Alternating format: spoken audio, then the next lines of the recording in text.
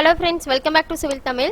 இந்த வீடியோல நம்ம என்ன பார்க்க போறோம் அப்படினா லேயர் ப்ராப்பர்ட்டீஸ் பத்தி தான் பார்க்க போறோம். அதுல எப்படி நம்ம ஃப்ரீஸ் பண்றது, அந்த ஒரு லேயர் எப்படி லாக் பண்றது, எப்படி கிரியேட் பண்றது இது எல்லாமே இந்த வீடியோல பார்க்க போறோம்.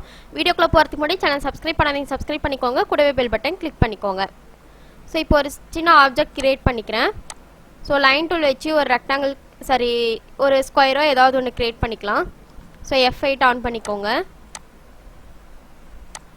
இது ஒரு ஆப்ஜெக்ட் சர்க்கிள் ஒன்னு கிரியேட் பண்ணிக்கிறேன்.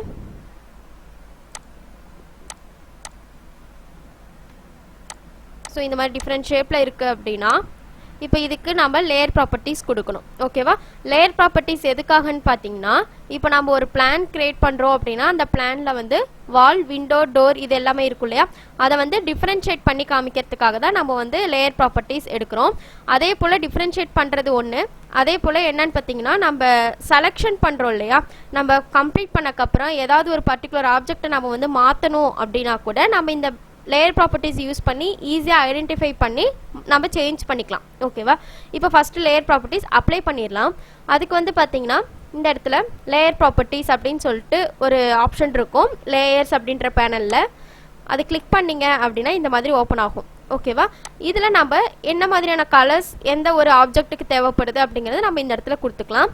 ஃபர்ஸ்ட் ஒன் பார்த்தீங்கன்னா இந்த இடத்துல நியூ லேயர் அப்படின்னு சொல்லிட்டு இருக்கும், அதை கிளிக் பண்ணிக்கிறேன். உங்களுக்கு எத்தனை லேயர் வேணுமோ அந்த லேயர் எல்லாமே நீங்கள் கிரியேட் பண்ணிக்கலாம்.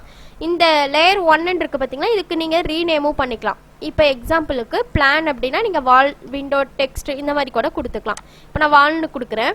இந்த இடத்துல ஒயிட்னு இருக்குது பார்த்தீங்களா, டிஃபால்ட்டாகவே உங்களுக்கு ஒயிட் கலரில் கிரியேட் ஆகும். அதை நம்ம சேஞ்ச் பண்ணிக்கலாம். இப்போ நான் க்ரீன் கலர் கொடுக்குறேன். ஓகே கொடுத்துடலாம். அப்புறம் இன்னொரு நியூ லேயர் கிரியேட் பண்ணுறேன். அதுக்கு வேறு கலர் கொடுக்குறேன். இது அதுக்கப்புறம் இன்னொரு லேயர் கிரியேட் பண்ணுறேன். இப்போ 3 ஆப்ஜெக்ட் நம்மகிட்ட இருக்கு இல்லையா, ஸோ 3 ஆப்ஜெக்ட்டுக்கும் ஒவ்வொரு கலர் கிரியேட் பண்ணிக்கலாம். ஓகே, இப்போ 3 லேயர் நம்ம கிரியேட் பண்ணியாச்சு. இப்போ நம்ம க்ளோஸ் பண்ணிடலாம். ஓகேங்களா? ஸோ அந்த க்ளோஸ் பட்டன் கிளிக் பண்ணிங்கன்னா க்ளோஸ் ஆகிடும்.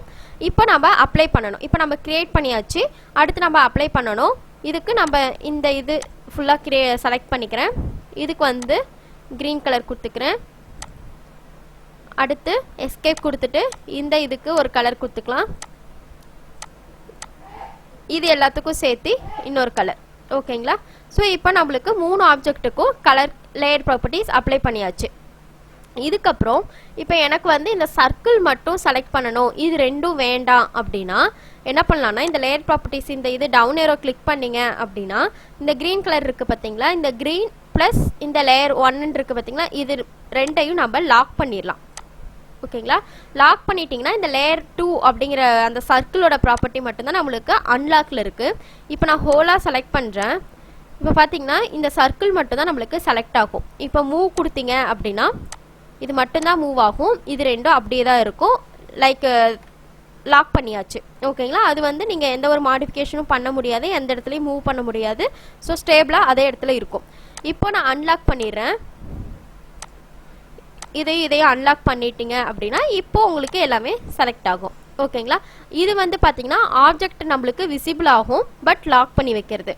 இன்னொன்று பார்த்தீங்க அப்படின்னா இது ரெண்டும் எதுக்காகன்னு பார்த்தீங்கன்னா ஆப்ஜெக்டே நம்மளுக்கு ஹைட் ஆகிடும். இப்போ இந்த பல்ப் சிம்பிள் எடுத்துக்கோங்க. இப்போ இதை வந்து நான் ஆஃப் பண்ணிட்டேன். இப்போ பார்த்தீங்கன்னா நம்மளுக்கு சர்க்கிளே தெரியாது. இப்போ எல்லாத்தையும் நான் ஆஃப் பண்ணிடுறேன் பாருங்கள். ஸோ நம்மளுக்கு எந்த ஒரு ஆப்ஜெக்ட்டுமே நம்மளுக்கு விசிபிள் ஆகாது. மறுபடியும் இதை நீங்கள் கிளிக் பண்ணீங்க அப்படின்னா எல்லா ஆப்ஜெக்ட்டும் நம்மளுக்கு தெரியும். இங்கே பார்த்தீங்கன்னா நம்மளுக்கு 3 ஆப்ஜெக்ட்டும் விசிபிள் ஆகிடும். அதே தான் இந்த இதுவும். ஓகேங்களா? அதாவது அந்த ஆப்ஜெக்டை வந்து ஃப்ரீஸ் பண்ணி வைக்கிறது. ஓகேங்களா? பட் நீங்கள் ஃப்ரீஸ் பண்ணி வச்சுட்டு ட்ரா பண்ணாதீங்க, ஏன்னா அந்த இடத்துல என்ன ஆப்ஜெக்ட் இருக்குன்னே தெரியாது.